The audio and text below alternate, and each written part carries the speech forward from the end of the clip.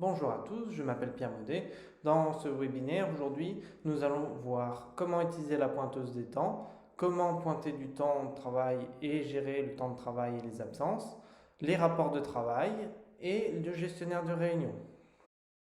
Donc tout d'abord, la pointeuse des temps. Nous commençons par le cas où un employé a oublié de terminer sa journée de travail la veille. Donc il y a ici un message d'erreur. Et pour régler ce problème, il suffit de cliquer dessus et d'aller renseigner l'heure de fin s'il s'agissait d'un oubli. Ou alors, il peut aussi s'agir de quelqu'un qui a travaillé toute la nuit, parce que ça arrive aussi. Donc il suffit de mettre la cause ici et de mettre l'heure de fin. Pourquoi il y a ce message? Parce que normalement, l'outil est paramétré pour qu'il y ait une heure de début, une heure de fin. Bien sûr, ceci est modifiable, mais l'outil ici est réglé comme cela. Donc, c'est pour ça que nous avons ce message d'erreur. Donc ici, nous avons réglé le problème et nous pouvons donc commencer une nouvelle journée de travail. Donc, quand il n'y a pas de problème, vous avez l'heure qui s'affiche ici avec le bouton commencer ou arrêt. Pour pointer du temps, vous cliquez dessus, vous mettez l'heure de début et ici, si jamais vous pouvez mettre ici le temps passé sur les tâches, vous pouvez arrêter, vous pouvez mettre en pause, partir en pause, terminer et terminer avec une heure différée dans le cas où vous allez sur un projet puis l'ordinateur reste au bureau. Vous pouvez mettre que vous terminerez dans 2 heures et puis préciser la cause. Ou alors terminer avant parce que vous avez oublié de terminer aussi. Donc voilà, le changement d'heure par les pendules, c'est très simple. Il suffit de cliquer, vous pouvez cliquer dedans ici pour régler ou sur les petites flèches pour modifier le temps. Ici, vous avez le temps total travaillé, donc qui défile puisqu'on a commencé. Et ici, quand vous mettez en pause, vous avez l'heure de pause. Donc quand vous partez en pause, vous pouvez soit terminer puis après reprendre, soit mettre en pause. Il n'y a pas de grande différence, à part que si vous utilisez la fonctionnalité pause, vous aurez le temps de pause que vous avez pris. Alors que si vous utilisez la fonction stop, vous aurez uniquement le temps de travailler. Donc voici tout ce que j'avais à dire à peu près pour la fonctionnalité de la pointeuse des temps. Donc c'est un outil qui est très simple, mais qui est assez pratique. Sachez qu'il n'est pas disponible sur la version gratuite, sur le plan gratuit de Bitrix 24. Donc voilà pour la pointeuse des temps. Passons au temps de travail et aux absences. Donc on a ici dans temps et rapport, graphique des absences, l'outil qui permet de gérer et d'énumérer toutes les absences des employés. C'est un outil qui est très simple, ça ressemble à un petit calendrier. Vous pouvez ici cliquer pour avoir le choix de la date, etc., le type d'absence, vous pouvez filtrer, et les départements de votre entreprise. Ensuite, c'est très simple, vous avez ici la liste d'employés avec les jours du mois. Et moi, je vais renseigner une absence pour vous montrer à quoi ça ressemble. Vous pouvez cliquer dessus pour l'éditer ou même la supprimer. On va en créer une ensemble pour que vous voyez comment ça se passe. Donc ici, on voit qu'il y a une absence. J'étais malade. Donc il y a le type d'absence congé maladie. C'est très simple. Après, on va rajouter une absence. Vous avez la vue au jour, à la semaine, au mois. Ici, pour ajouter une entrée, vous cliquez dessus. Vous avez d'abord le choix de l'employé, parce que c'est forcément quelqu'un qui est absent. Il faut dire qui est absent. Vous pouvez choisir parmi les départements, parmi l'entreprise ou par recherche. Donc voilà, on a choisi Monsieur Courtois et on va dire pourquoi il était absent. Donc il s'agissait d'un congé annuel. Donc là, je veux changer, je mets autre parce que c'est une récupération d'heures supplémentaires. Je mets la raison et je mets la date de début, la date de fin. Une absence peut être, disons, sur une journée, donc c'est-à-dire que 4 heures. Et c'est possible aussi de la renseigner ou faire renseigner l'heure. Par contre, elle ne sera pas visible sur l'affichage mois. L'affichage à moins d'une journée ne sera pas visible sur l'affichage du mois. Parce que sinon, ça ne serait pas visible. Donc voilà, vous pouvez changer ici pour changer le mois. Et on voit ici que l'absence a été rajoutée. Concernant les temps de travail, donc c'est la suite de la pointeuse des temps. Ici, on a tout ce qui est temps pointé.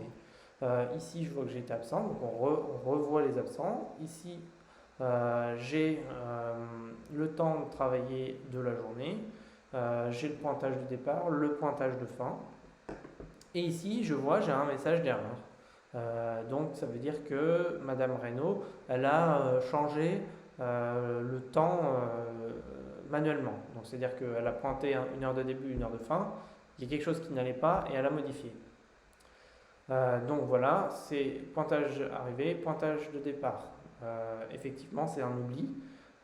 Donc, elle l'a modifié et donc elle a fini à 18 heures. Donc, quand il y a quelque chose à valider, vous avez ce petit point d'exclamation ici et vous avez aussi les notifications qui apparaissent ici sur la petite cloche.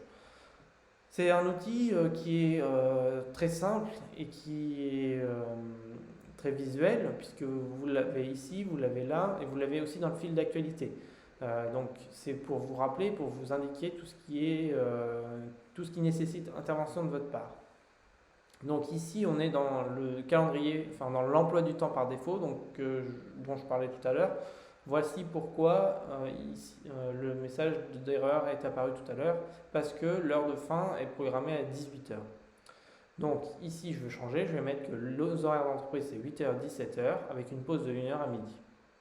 Donc ça c'est le calendrier type. Donc c'est-à-dire que quand les employés ne suivront pas ce mode de travail là, une notification leur parviendra et à vous aussi pour que vous puissiez contrôler et suivre les temps passés et travaillés de vos employés. Vous avez plusieurs modes d'emploi du temps possibles. Effectivement, par exemple, un commercial qui part, il peut arriver qu'un jour il travaille 2 heures et le lendemain il en travaille 10. Donc il n'est pas obligé forcément de suivre tous les jours le même nombre d'heures et c'est justement là que ça se règle. Donc, dans horaire de travail, ici, on a la possibilité de faire les sommes. Ici, tout ce qui est en rouge, c'est le nombre de choses qui ne vont pas. Vous avez la somme du temps travaillé. Voilà. Donc là, je ne l'ai toujours pas validé, ce point-là. Donc je vais le valider. Voilà. Et il passe en bleu, ça veut dire qu'il a été approuvé. C'est une modification, c'est normal. Tout le monde oublie des choses. Et donc c'est normal que on ait quelque chose, un outil qui puisse rattraper ces oublis et qui ait possibilité de les corriger. Donc voilà. Donc là, on n'a qu'un seul emploi du temps, encore une fois.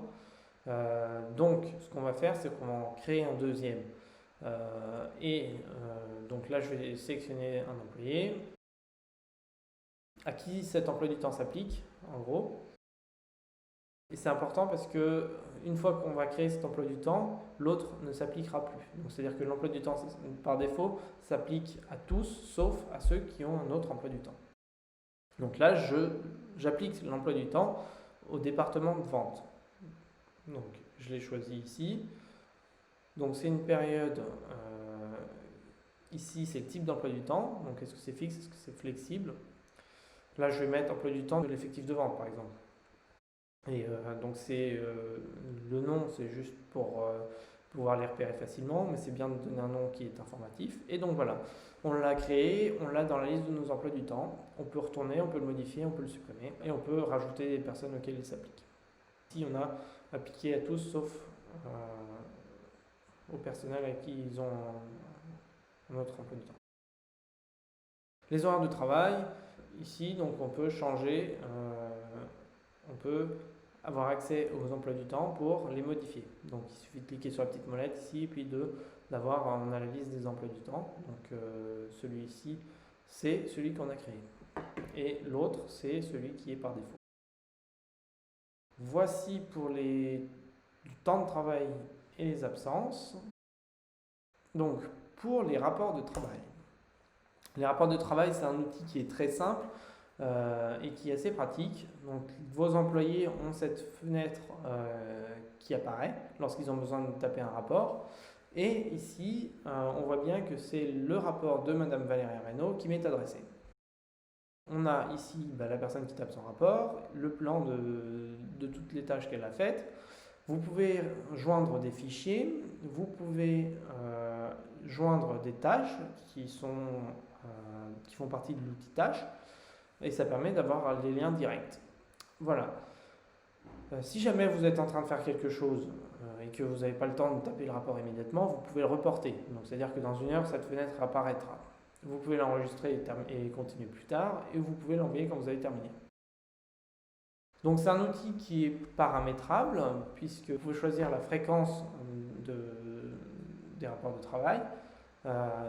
Et une fois que la personne a rempli son rapport de travail, vous, en tant que supérieur, vous avez une notification qui vous informe que la personne a fait son rapport de travail. Vous l'avez dans le fil d'actualité, vous l'avez encore une fois dans la section des notifications, et vous l'avez ici dans temps et rapport de travail, où on voit qu'ici, hop, Madame Reynaud, ici, elle a déjà fait un rapport que j'ai déjà validé, et elle en a un autre qui n'est pas encore validé. Donc ici, on a les totaux, les pourcentages. 50% des rapports ont été évalués et l'autre non. Pour le valider, c'est très simple. Il suffit de cliquer ici, positif ou négatif, ou de le laisser à aucune évaluation et n'est pas confirmé. C'est le statut lorsque la personne a écrit qu'il n'est pas encore validé. Donc là, je l'ai validé, ça apparaît sur le graphique et les pourcentages se mettent à jour. Donc on est désormais en vert. 100% des graphiques ont été, 100% des rapports ont été suivis. Voilà, ici vous pouvez sur les petites molettes paramétrer la fréquence de demande des rapports. Donc c'est-à-dire que par exemple vous pouvez demander un rapport à la semaine ou quotidien, au mensuel ou pas de rapport du tout. C'est un outil qui est très simple. Alors attention, si vous souhaitez mettre à l'employé, il faudra faire attention que ici, vous voyez, quand l'employé a un rapport spécifique, le service devient aussi jaune pour vous dire qu'il y a des modifications qui ont été faites à l'unité en fait, à la personne. Donc c'est-à-dire que ici, là on voit que c'est en gris, donc ça veut dire que toutes les personnes de ce service-là ont le même paramètre, alors que ici, ce n'est pas le cas. Donc c'est très simple, de toute façon, vous cliquez dessus, puis vous avez toutes les options qui apparaissent. Vous pouvez choisir, comme je l'ai dit, l'heure aussi à laquelle le rapport est demandé. Donc c'est-à-dire que vous pouvez le demander à 8 h le lundi matin, ou le vendredi à 17 h, etc. Donc c'est un outil qui est complet, qui permet de suivre le travail de vos employés et qui reste simple à utiliser et qui est donc assez pratique. Enfin, le gestionnaire de réunions. Donc les réunions en entreprise, c'est quand même quelque chose qui est assez chronophage et qui est quand même très important, puisque les réunions, c'est quand même ce qui fait avancer le travail, c'est ce qui permet de se mettre d'accord, etc. Mais il faut bien entendu que ces réunions soient organisées, qu'elles soient suivies et qu'elles soient surtout efficaces. Donc cet outil, c'est quelque chose qui permet de préparer les réunions et de partager toutes les données de la réunion à vos équipes. Donc là, j'ai créé une réunion qui permet, c'était pour vous montrer l'outil. Donc j'ai mis formation des équipes à Bitrix 24. Imaginons qu'on est dans une entreprise qui vient de passer qui vient de choisir la solution Bitrix 24 pour son entreprise. Et donc, il faut bien sûr former le personnel à cet outil et leur faire parvenir quelques éléments pour qu'ils puissent utiliser l'outil correctement. J'ai créé la réunion, vous voyez, on peut la modifier. Je l'ai créée avant parce que comme c'est quelque chose où il y a quand même un peu de contenu à mettre, je ne voulais pas prendre trop de temps sur ça, mais plus vous montrer de quoi l'outil est capable et comment l'utiliser. Donc, c'est très simple, vous mettez vos questions ici. Vous pouvez mettre des sous-parties pour chaque question. Donc, par exemple, qui sera formé par qui? J'ai choisi les formateurs et les personnes formées. Vous pouvez rajouter des grandes sections et des sous-sections pour préparer la réunion.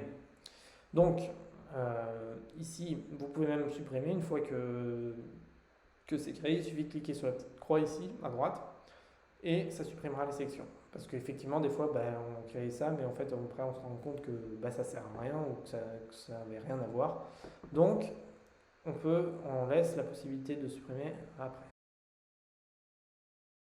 Ici, on va changer le statut de la réunion, on va la commencer. Donc c'est-à-dire que dans la liste des réunions, ici, on va y retourner, on a ici une réunion qui est déjà finie. Celle-ci qu'on vient de lancer, donc son statut a changé. Hop. Et maintenant, du coup, on peut remplir. Donc c'est-à-dire que les formateurs, maintenant on est en réunion, on va dire qui est formateur. Donc dans ce cas ici, moi je suis formateur et les personnes formées, on va mettre un commentaire. Qui sont les personnes formées de l'entreprise? Ça va être l'effectif de vente, ça va être le service RH. C'est juste pour vous montrer, mais du coup, après, tous les employés qui participaient à cette réunion, ils auront accès à cette structure de données, ils auront accès à tout ce que vous avez rempli, et ça permet de ne pas perdre les informations, et tout en les gardant structurées.